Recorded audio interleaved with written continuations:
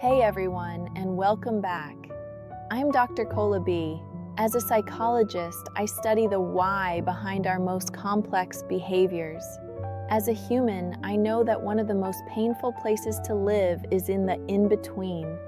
Today, we need to have a deep, honest conversation about the one thing that keeps so many of us psychologically tethered to a past that's already gone. The agonizing, soul-crushing wait for closure. You know what this feels like. It's that emotional waiting room where you've been sitting for weeks, maybe months, or even years. Your mind is a detective, stuck replaying the same reel of evidence, the last conversation, the shift in their tone, the text you wish you'd never sent. You're searching for Exhibit A, the one piece of evidence, the one final conversation, the one text that finally explains why.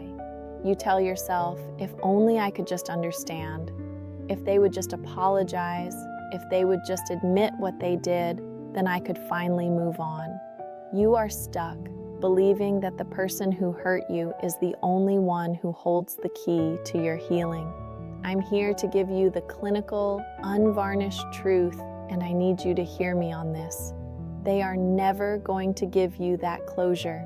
And today, I'm going to show you why that is the most powerful, painful, and ultimately liberating gift they could have ever given you. 1. The psychological trap. Why we crave closure. Let's start with why this feels so impossible. This isn't a weakness. This is a biological trap. Your brain is a storytelling machine. It is neurologically wired for narrative. It needs a beginning, a middle, and a clean, satisfying end. When a relationship ends abruptly, or with ambiguity, betrayal, or worst of all, with silence, it leaves what psychologists call a cognitive open loop.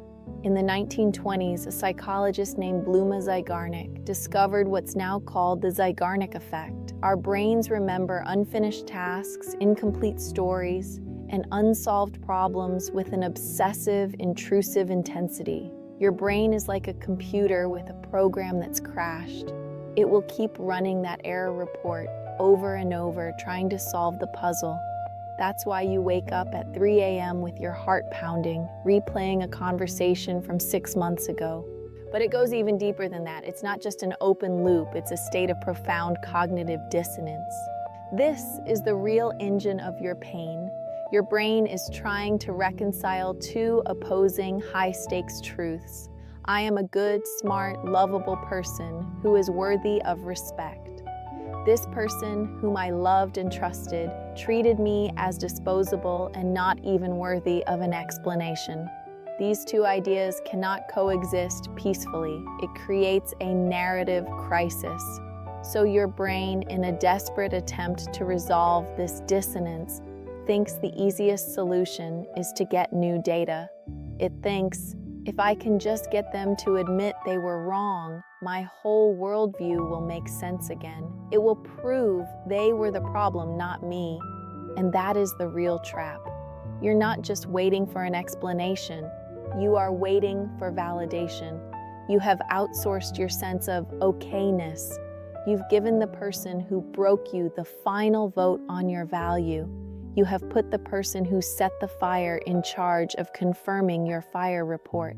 I want to pause here, because if you have ever felt that obsessive pull, if you've ever felt like that detective losing sleep, replaying every single moment, if you've ever checked your phone knowing they wouldn't text, but still feeling that sick jolt of hope, go ahead and hit that like button. It's an acknowledgement that this feeling is real, it's chemical, and it's one of the hardest parts of healing. 2. The price of chasing closure. What it costs you. Here is the central conflict of this episode. We have to talk about the price of this waiting. The pursuit of closure feels productive, but it is one of the most destructive things you can do to your own healing. Why? Because chasing external closure actively costs you your internal self-respect.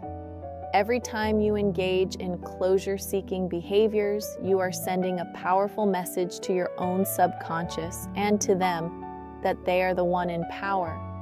What does this look like? It's you rereading old texts, not for memories, but for clues.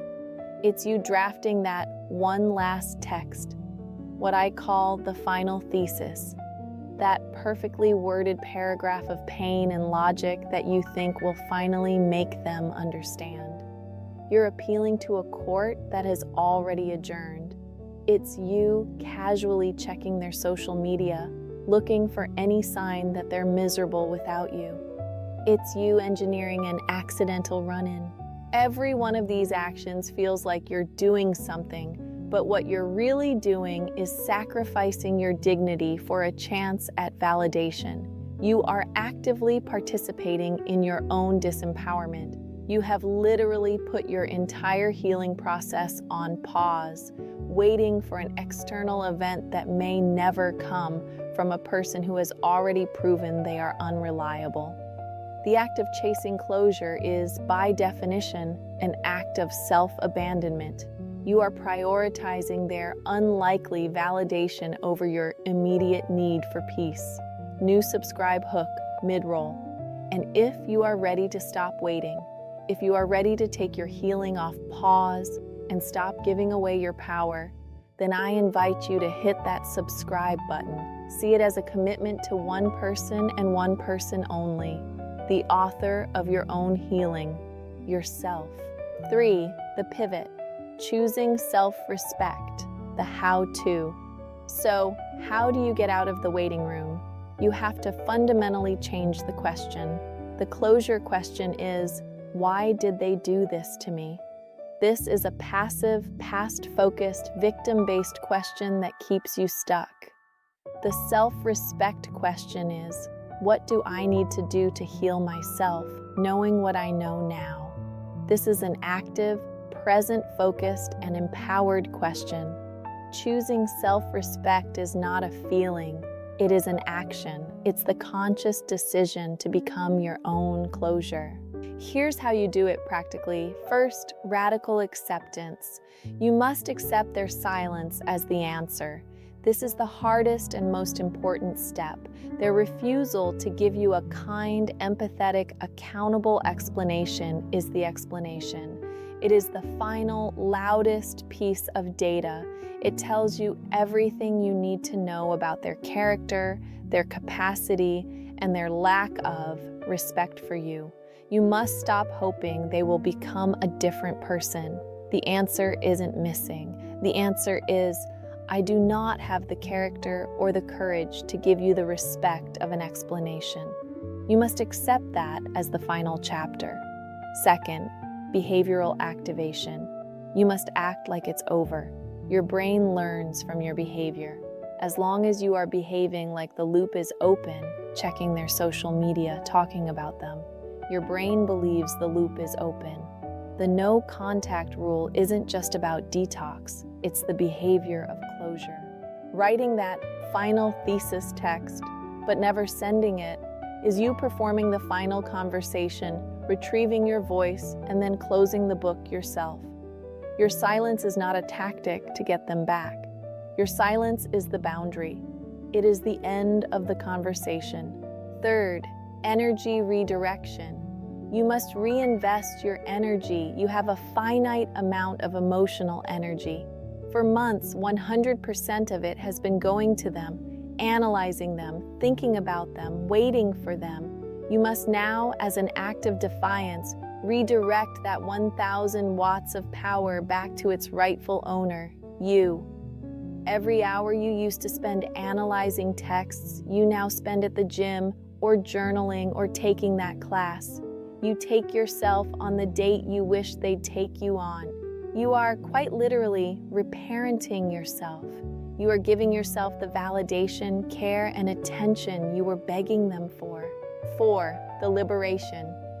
When you realize you are the key, when you make this pivot, when you stop chasing what they won't give you and start building what you need, something magical happens.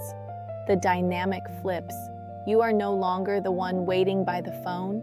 You are the one who is busy, who is growing, who is gone. You start to realize that winning the breakup isn't getting them to send that apology text. Winning is getting to the point where that text finally comes, and you look at it and you don't feel anger, you don't feel joy, you just feel neutral, you feel peace, and you realize you don't even care enough to respond. That is the real closure. The closure you were so desperately seeking was never about them. It was about you. You were waiting for them to tell you that you are still good and lovable and worthy. By choosing self-respect, you give that validation to yourself.